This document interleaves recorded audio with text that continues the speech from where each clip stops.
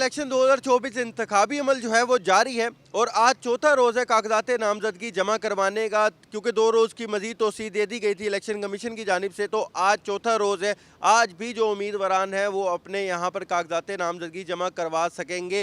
अभी 3 दिन के अंदर अगर बात की जाए मजमूई तौर पर मुल्तान की जो 12 सूबाई असम्बली और 6 कौमी असम्बली की सीटें हैं उस पर 219 अफराद ने जो कागजात नामजदगी हैं वो जमा करवा दिए हैं, जिनमें साबिक वज़ीर आज़म सैयद यूसुफ रज़ा गिलानी हैं, उन्होंने करवाए हैं। अहमद हुसैन देड़ हैं, अब्दुल गफ़ार डोगर, मूसा गिलानी, जो अली हैदर गिलानी हैं, अब्दुल कादिर गिलानी हैं, उन्होंने भी अपने कागजात नामजदगी यहाँ से जमा करवा दिए हैं। तो बड़े बड़े नाम हैं इस दफ़ा जो इलेक्शन में हिस्सा लेने जा रहे हैं। कल हमने देखा कि कल क्योंकि पहले एक्सपेक्ट किया जा रहा था क्योंकि आखिरी रोज़ था, लेकिन बाद में 2 रोज़ की तुसी हो गई थी, तो उसके बाद हमने देखा कि आज भी बहुत उम्मीदवारान हैं जिनमें जो सरफहरिस्त नाम है वो सफदर हाशमी का है, जो कि अमीर हैं मुल्तान के जनाब जमात इस्लामी के।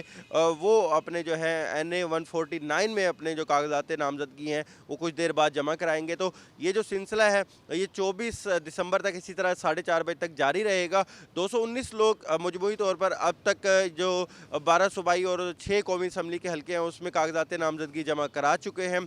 आज जो है वो चौथा रोज़ है। आज भी जो लोग हैं वो मज़ीद कागजात यहाँ पर जमा करवा सकेंगे और ये जो सिलसिला है वो 24 दिसंबर 4:30 बजे तक इसी तरह जारी रहेगा। जी।